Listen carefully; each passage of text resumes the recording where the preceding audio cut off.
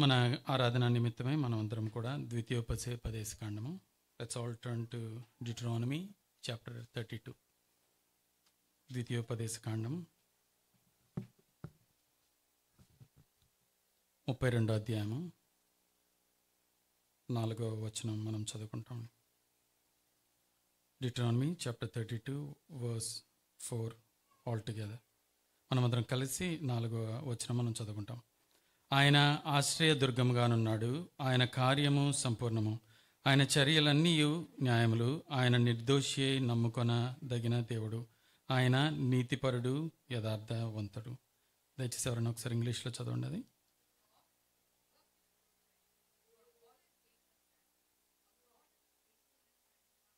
Yes, God of faithfulness and without injustice. దేవునికి తెలియని విషయం ఏంటంటే ఇన్జస్టిస్ అనే విషయం దేవునికి ఏమాత్రం కూడా తెలియదు. Is a just God and he is upright. And మొదటి భాగంలో చూసినట్లుంటే ఆయన ఆశ్రయ దుర్గముగా ఉన్నాడు. ఆయన ఎట్లా ఉన్నాడండి? He's rock. సో మనము పాత నిబంధన గ్రంథంలో చూసినప్పుడు కూడా చాలా విషయాలు కూడా దేవాది దేవుణ్ణి ఒక బండతో పోల్చినట్లుగా చూస్తున్నాము. అదొక ఫిగరేటివ్గా, అలంకారప్రాయంగా ఆయనని బండగా, ఆయన యొక్క దుర్గముగా పోల్చడాన్ని మనం ఇక్కడ చూస్తున్నాం. సో మనము ఈ యొక్క ఉదయకాల సమయం దేవుని ఆశ్రయ దుర్గమైనటువంటి దేవుణ్ణి మనం ఆరాధించడానికి మనము సిద్ధపడదాం. సో ఆశ్రయ దుర్గము, ఆశ్రయము అనే విషయాన్ని మనం కనుక ధ్యానించినట్లయితే మనకంత సమయం ఉండదు. కాబట్టి మనం క్లుప్తంగా కొన్ని విషయాలు మనం ధ్యానించడానికి ప్రయత్నం చేద్దాం. సో ఆశ్రయము అనే విషయానికి మనము చూసినట్లయితే he is a God of refuge. So refuge అనే విషయాన్ని మనం చూసినట్లయితే I think most of us, none of us have that experience. So ఆ యొక్క రెఫ్యూజీ స్టేటస్లో ఎవరు లేరు కాబట్టి, లేదంటే ఆ యొక్క నిరాశ్రయమైనటువంటి స్థితిలో మనం ఎవరు లేరు కాబట్టి మనకు ఫిజికల్గా ఆ యొక్క పరిస్థితి తెలియదు. కానీ మనం ఒక్కసారి ఆలోచించినట్లయితే మనం వార్తలు చూస్తుంటాం, చాలాసార్లు వినుంటాం. మేబీ మీ వర్క్ ప్లేస్లో కానీ మీరు ఎన్జిఓస్లో వర్క్ చేస్తుంటే మీకు ఆ అనుభవం ఉంటుంది. ఏంటంటే you might have helped refugees. So ఆ రెఫ్యూజీ స్టేటస్ కానీ ఆ రెఫ్యూజ్ అనే పరిస్థితి అనేది ఎట్లా ఉంటుందంటే, సో ఆ రెఫ్యూజ్ అనే ఆ స్టేటస్లో ఆ యొక్క స్థితిలో ఉన్న వాళ్ళ పరిస్థితి ఎట్లా ఉంటుందంటే వారికి ఏమాత్రం భద్రత ఉండదు. There is no safety for them, there is no protection, there is no దాన్ని ఏమంటారు, there is no future. So వారికి ఒక డెస్టినేషన్ అనేది ఉండదు.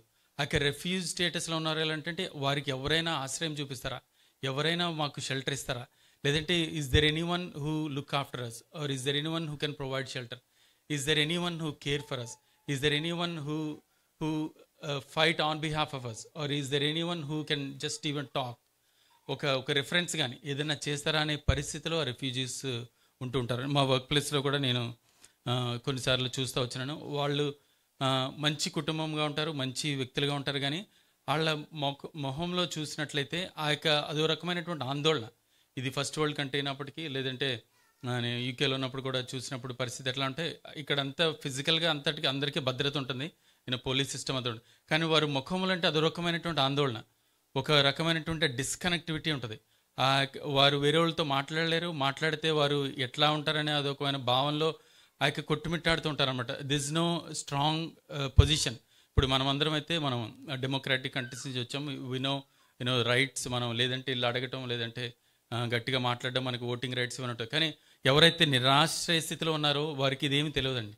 సో ఎవరైతే ఈ యొక్క పరిస్థితిలో ఉన్నప్పుడు ఎట్లా ఉంటారంటే వారికి కావాల్సింది ఏంటంటే ఈరోజు ఆహారం ఉంటుందా, లేదంటే ఎవరైనా చేరదీస్తారా, లేదంటే ఎవరైనా నన్ను చూసుకుంటారా, లేదంటే అసలు తెల్లారుతుందా లేదా అన్న స్థితిలో ఉంటారు. దిస్ టుమారో అనేది మనం అట్లీస్ట్ మనకు ఒక గాడ్ విల్లింగ్ మనకు ఒక ఆశ్రయం కింద ఉంటుంది. At least we get up and do our routines and chores, right? కానీ ఆ యొక్క రిఫ్యూజ్ అనే స్టేటస్లో ఉన్న వారికి అయితే ఆ యొక్క పరిస్థితి ఏమాత్రం లేకుండా ఉన్నదనమాట. సో అందుకని మనకి ఆ అనుభవం లేదు కాబట్టి I'm trying to explain. Like ఒకసారి కనుక మన పరిస్థితి ఆలోచిస్తే వారి యొక్క పరిస్థితి నిరాశ్రయంగా ఉన్న పరిస్థితి ఎట్లా ఉంటుందంటే వారికి ఏ దిక్కు లేకుండా ఉంటూ ఉన్నారనమాట. సో మనము ఇక్కడ గ్లోబల్ స్టాటిస్టిక్స్ చూసుకున్నట్లయితే ఈ యొక్క రెఫ్యూజీ స్టేటస్ గురించి మనం చూసినట్లయితే as of now I think 2024లో కనుక 120 మిలియన్ రెఫ్యూజీస్ ఉన్నారంట. అంటే 12 కోట్ల మంది ఈ భూప్రపంచంలోనే నిరాశ్రయులుగా ఉన్నారు. వారు చక్కగా ఉన్నవారే, వారు పుట్టిన దేశం అవుతుంది, కానీ వారు ఎట్లా ఉన్నారంటే ఆశ్రయము పొందలేని స్థితిలో ఉన్నారు. సో వారికి ఏంటంటే భయము, అక్కడ ఉండాలంటే ఆ యొక్క వణుకు, అక్కడ ఉండాలంటే నిద్రలేని పరిస్థితి, ఆ యొక్క భయాందోళన మధ్యన వారు ఎక్కడికి వెళ్ళారంటే వేరే దేశానికి వెళ్ళి ఆశ్రయం కోరుతున్నారు అనమాట. మమ్మల్ని ఉంచుకోనండి, మాకు ఆశ్రయం కల్పించండి, అట్లీస్ట్ మేము ఇక్కడ పౌరులుగా లేదంటే ఇక్కడ కనీసం పనివారిగా ఉంటాం, మమ్మల్ని దయచేసి ఉంచుకుంటారని అక్కడ ఆశ్రయం పొందుతున్నారని ఇక్కడ మనకి యుఎన్ స్టాటిస్టిక్స్ చెప్తున్నాను అనమాట. సో ఇక్కడ మనకి సెలవిచ్చినట్లయితే ఇక్కడ కాంటెక్స్ట్ మనం చూసుకున్నట్లయితే 32 అధ్యాయం 4వ వచనంలో ఇక్కడ మోషే గ్రంథకర్త మోషే ఇక్కడ రాస్తున్నట్లుగా మనం చూస్తున్నాం. ముందు వచనంలో చూసుకుంటే, అప్పుడు మోషే ఇశ్రాయేలీల సర్వ సమాజం యొక్క వినికిడిలో 31 చివరి వచనం, వినికిడిలో ఈ కీర్తన మాటలు సొంతముగా పలికెను. సో మోషే ఇశ్రాయేలీల్ని ఆ యొక్క జనాంగాన్ని వారి యొక్క బానిస స్థితి నుండి నడిపిస్తున్నప్పుడు ఈ యొక్క గొప్ప కీర్తన పాడుతున్నట్లుగా ఉంటున్నట్లుగా మనం ఇక్కడ చూస్తున్నమాట. ఆయన మన ఆశ్రయ దుర్గముగా ఉన్నాడు. So he is the God of our refuge అని మోషే ఇక్కడ చాలా చక్కగా చెప్తున్నాడు అనమాట. అంతేకాకుండా ఆయన కార్యము సంపూర్ణము, ఆయన చర్యలన్నీ న్యాయములు, ఆయన నిర్దోషియే నమ్ముకొనదగిన దేవుడు, ఆయన నీతిపరుడు యథార్థవంతుడు. సో మనం నమ్ముకున్న దేవుడు ఎవరంటేనండి నీతిపరుడు యథార్థవంతుడు. Is right and just God.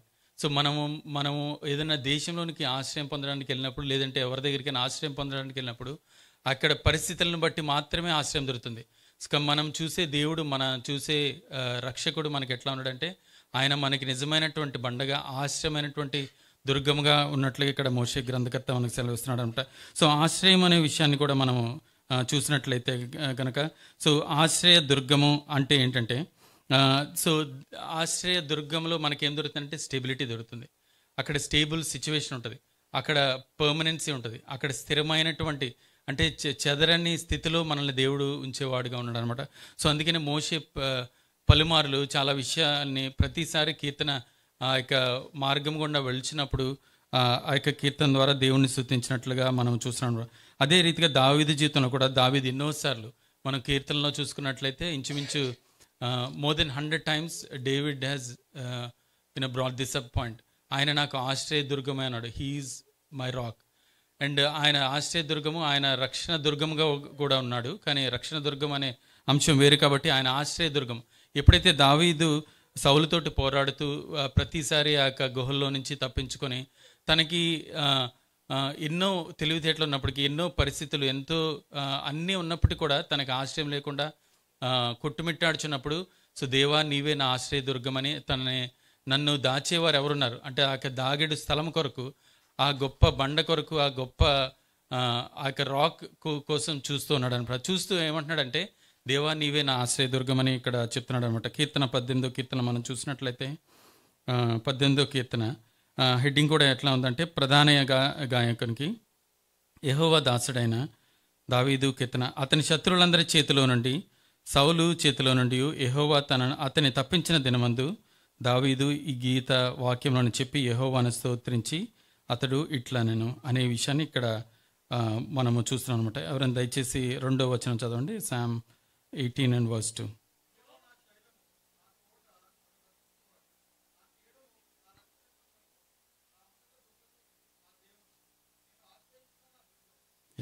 నేను ఆశ్రయించిన నా దుర్గము అని ఇక్కడ కీర్తనకారుడు సెలవిస్తున్నాడు. అండ్ అంతేకాకుండా నా కీడము, నా రక్షణ శృంగము, నా ఉన్నత దుర్గము, నా దేవుడు, నేను ఆశ్రయించినటువంటి నా దుర్గమని ఇక్కడ సెలవిస్తున్నాడు. సో దావీదు దేవునిలో ఉన్నటువంటి భద్రతను గుర్తించాడు. David while he was travelling he saw the safety in God when every time he ran to him. So ఎప్పుడైతే తన భద్రత కొరకు ఈ యొక్క అలంకారప్రాయంగా ఉన్నప్పటికీ కూడా, సో ఎప్పుడైనా తనకి నిరాశ్రయంగా ఉన్నప్పుడు, లేదంటే తనకి భద్రత లేనప్పుడు, తనకి ఆ యొక్క సేఫ్టీ అనేది లేనప్పుడు దేవుని దగ్గరికి పరిగెట్టినప్పుడు దేవునిలో ఉన్నటువంటి గొప్ప భద్రతను దావీదు చూస్తూ ఉన్నట్లు. మన జీవితంలో కూడా మనం చాలాసార్లు మనకి భయం వేసినప్పుడు, లేదంటే మన యొక్క ఆలోచనలో మనం కొట్టుమిట్టాడ్చినప్పుడు, మన యొక్క స్థితిగతి ఎట్లా ఉందంటే మనం ఆత్మీయమైనటువంటి నిరాశ్రయమైన స్థితిలో ఉన్నాం. దేవుణ్ణి మనం ఎరగక మునుపు మనం ఎట్లా ఉందంటే మనము ఈరోజు ఒక పని చేస్తాం, ఇంకో రోజు ఇంకొక దేవుడు, ఇంకో రోజు ఇంకొక దేవుడిని, లేదంటే మన పాపాన్ని ప్రతిరోజు ఉదయం లేయటంతోనే పాపాన్ని ప్రేమించడం, పాపంలోనే జీవించడం, పాపమే మన దేవుడు, లేదంటే పాపంతోనే మనం సహజీవనం చేస్తూ వచ్చినాం. కానీ ఎప్పుడైతే మన యొక్క నిరాశ్రయమైన స్థితిని దేవుడు చూసినప్పుడు ఏం చేశాడంటే దేవుడు ఆ యొక్క ఆశ్రయ దుర్గాన్ని మనకి అనుగ్రహిస్తూ వచ్చి ఏం చేశాడంటే ఆయన నీతి చేత మనల్ని నీతిమంతులుగా తీర్చినాడు అనమాట. సో 4వ వచనంలో మనం చూసినట్టు ఆయన నీతిపరుడు, యథార్థవంతుడు అని ఇక్కడ మోషే ఇక కీర్తనలో పాడుతున్నాడు అనమాట. సో కీర్తన 31లో కూడా చూసుకున్నట్లయితే 31:3 వచనంలో కూడా చూసినట్లయితే నా కొండ నీవే, నా కొండ నా కోట నీవే, నీ నామమును బట్టి త్రోవ నన్ను నడిపించుము, నా ఆశ్రయ దుర్గము నీవే. సో మనకి త్రోవ తెలియనప్పుడు మన పరిస్థితి ఈ యొక్క అన్వేవరింగ్గా ఉన్నప్పుడు మనకి త్రోవ చూపేవారు ఎవరంటే మన దేవుడే. సో ఆయనే మనకి ఆశ్రయ దుర్గంగా ఉన్నాడని ఇక్కడ కీర్తనకారుడు సెలవిస్తున్నాడు. సో పౌలు భక్తుడు కూడా చాలాసార్లు ఈ యొక్క విషయాన్ని మనకి తెలియజేస్తూ వచ్చినాడు అనమాట. సో రోమిలకు రాసిన పత్రికలో చూసినట్లయితే సో మన యొక్క పరిస్థితి ఎట్లా ఉండేది దేవుని ఎరగక ముందు. సో ఈ ఉదయకాల సమయంలో మనం దేవుణ్ణి ఆరాధించడానికి మనం కూడుకున్నాం కదా. సో మనం దేవుణ్ణి ఆరాధించినప్పుడు ఎట్లా అంటే దేవుని యొక్క గొప్పతనాన్ని, సో దేవుడు మన యొక్క పరిస్థితిని తెలుసుకొని మనకి ఆయన ఏం చేశాడంటే సో మనల్ని నీతిమంతులుగా చేశాడు. ఎందుకు చేశాడంటే ఆయన నీతిమంతుడు కాబట్టి. సో ఆయన నీతిమంతుడు కాబట్టి మనము ఆ యొక్క పాపస్థితిలో మనం దేవుని యొక్క ఆశ్రయం కొరకు మనం వెళ్ళినప్పుడు ఆయన మనల్ని ఏం చేశాడంటే మనం నీతిమంతులుగా తీర్చిదిద్దిన వాడుగా ఉన్నాడు. రోమిలకు రాసిన పత్రిక 3వ అధ్యాయము, రోమిలకు రాసిన పత్రిక 3వ అధ్యాయము 23 నుంచి ఎవరైనా 27 వరకు దయచేసి చదవండి.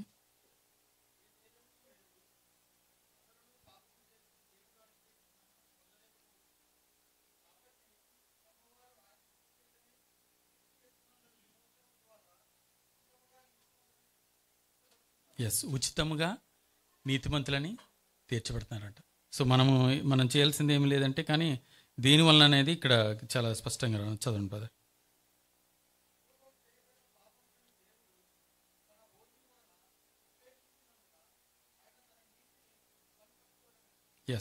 ఆయన నీతిని ఏం చేయాలనుకున్నాడు అంటండి, ఆయన నీతిని కనపరుచుకోవాలంటే. సో మన నీతిని బట్టి కాదు, మనం చేసిన పాపములను ఓరిమి వలన ఉపేక్షించి ఆయన నీతిని కనపరచుకోవాలని. ఎందుకంటే ఆయన నీతిపరుడు, యథార్థవంతుడు కాబట్టి. చదవండి బ్రదర్.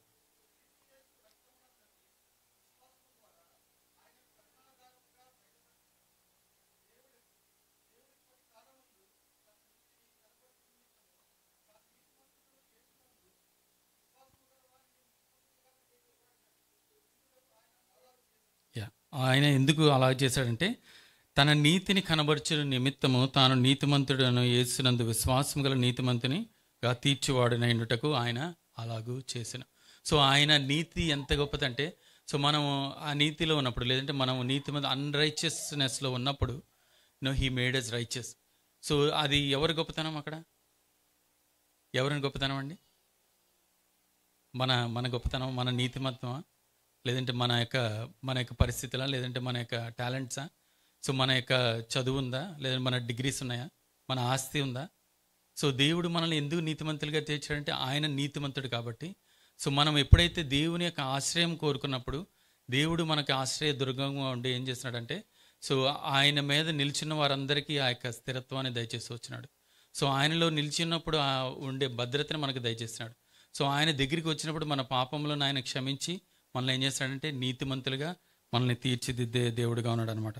సో ఇది మన యొక్క గొప్పతనం కాదని ఇక్కడ చాలాసార్లు పౌలు భక్తుడు కూడా చెప్తున్నాడు. కొరింథీయులకు రాసిన పత్రిక ఈ వచనం చూసుకొని మనం వ్యక్తిగతంగా ఆరాధించడానికి మనం సిద్ధపడదాం.